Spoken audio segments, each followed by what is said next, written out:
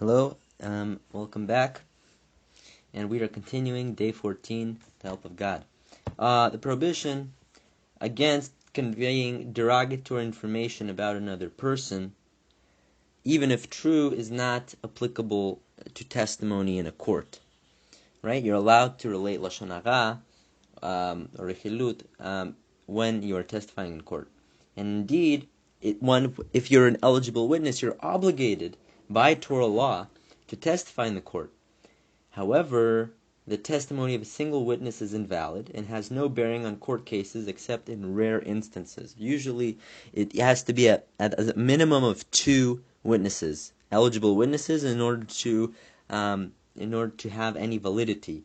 However, there are rare cases, such as where a single testimony will force a defendant in a civil case to take an oath, or it will help someone avoid sin, then in that case a single testimony, single witness is valid. But that's rare cases. Usually it is invalid and has no bearing on court cases. Okay. So if a single witness testifies about someone in court, right, he relates lashon hara, he violates the prohibition. Not only does he violate the prohibition against lashon hara, but also an additional prohibition that the Chafetz Chaim will now note. Okay, and looking inside, if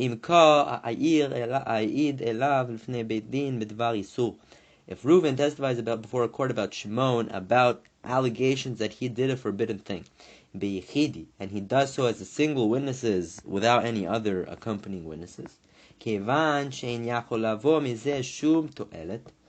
since such testimony cannot produce anything halachically constructive, right? It does not bear any validity.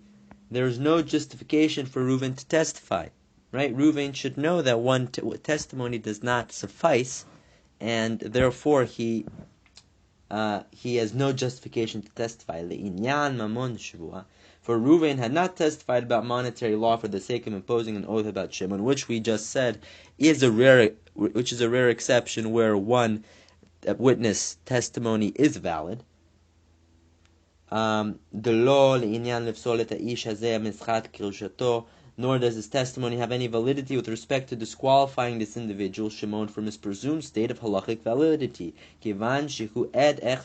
inasmuch as Reuven is a mere single witness in this matter. And by default, every single Jew is presumed to be honest and trustworthy, and therefore can be relied upon regarding various matters in halacha. There are, however, certain requirements, right? You have to be a certain age, you can't be blind, you can't be deaf, a lot of things, but a regular person is presumed to be honest in matters of halacha, right? To say, for example, that a certain food is kosher, etc.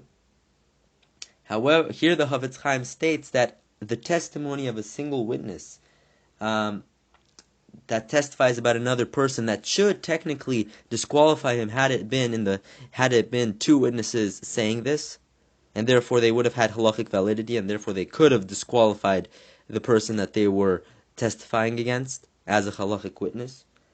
However, a single witness does not bear any halachic validity, and therefore the person that he's testifying against is still halachically valid to serve as a witness. Okay. Consequently, Reuven's testimony has no constructive purpose, and by testifying he is merely circulating a bad name about Shimon.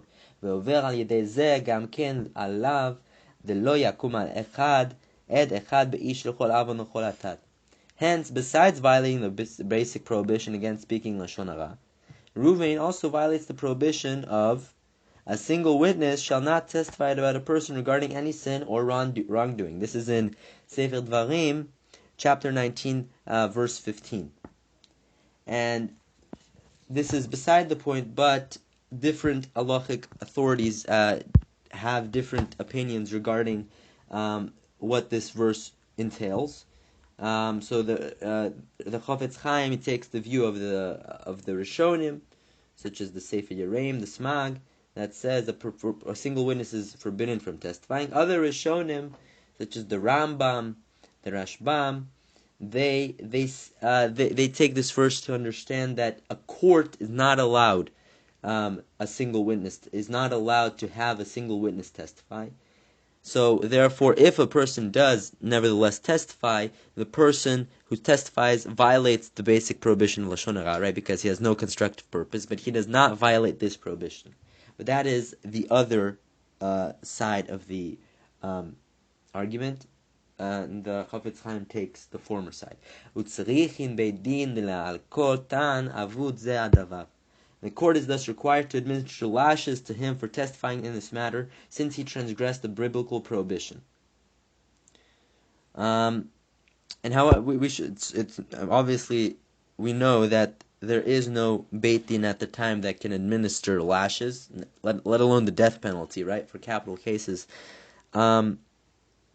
However, had there been a Beit Din, he would have been liable to lashes according to this view. According to other views, he wouldn't, because and it is also important, interesting, right? Because we learned previously that a person who violates a prohibition that does not involve an action, lo she'ein lo b'maaseh, he does not incur lashes, and hence it is confusing, since speaking is not deemed an action to one who testifies alone and should not be subject to lashes, right? His action of speaking alone does not have any halachic validity or whatsoever, and therefore he should not be subject to lashes.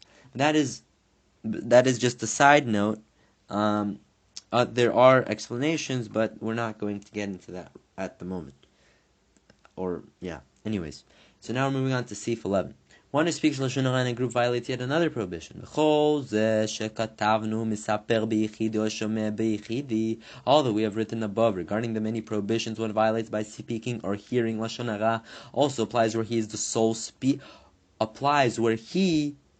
sole speaker listener. אבל אם הוא מדבק עצמו לחבורה של אנשי רשע בעלי לשון הרע, if, however, one joins a group of wicked people and habitual לשון הרע speakers, כדי לספר להם או כדי לשמוע מהם, in order to relate לשון הרע to them, or listen to לשון הרע from them, עובד גם כן עליו דלא תהיה אחרי רבים לרע. Then he violates the prohibition of do not follow the majority of evil. This is in Sefer Shmot, chapter 23, verse 2.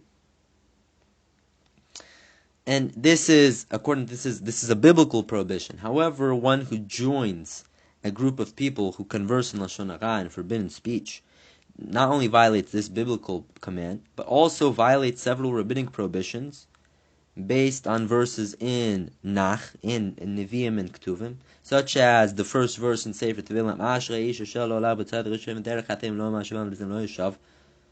praiseworthy the man who has not walked in the counsel of the wicked, and has not stood in the path of the sinful, and has not sat in the session of scoffers. So, in addition to violating a biblical command, that person who joins a group of people speaking in forbidden speech also violates several rabbinic prohibitions.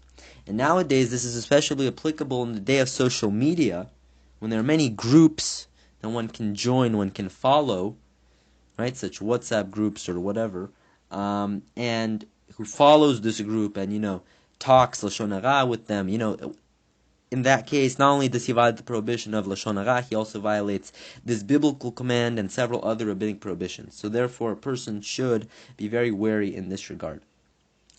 According to that which Rabbeinu Yonah of Gerondi writes in Sharei Tshuva, Shar 3, Maimer 50,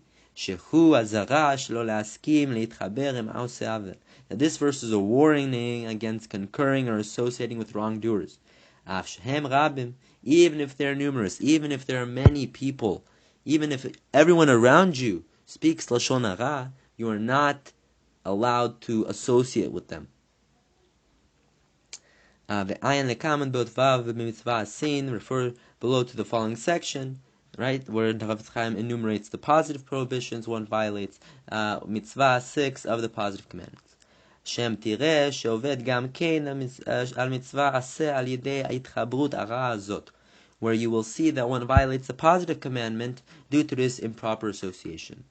And namely, which positive commandment? This is the positive commandment to Uvo Tidbak. To him you shall cleave. This is in Sefer Dvarim chapter 10 verse 20. And this verse obligates one to associate with Torah scholars. And by inference, you can deduce that one has to avoid associating with wicked people, right? The Torah wants you to associate with people who will have a positive effect on you, and forbids you to associate with people who have a negative effect on you.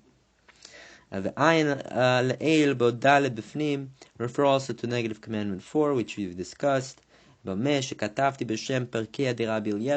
which I have written in the name of Pirkei de Rabbi Eliezer, in his ethical will to his son regarding this matter of joining wicked people. And we learned there,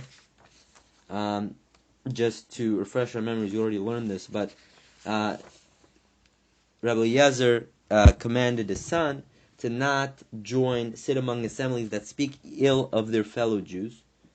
Because even though you might not speak Lashon Hara when you're among them, your deeds, all their deeds are recorded in a book, and you will be written down as a person who associated with himself with a wicked assembly.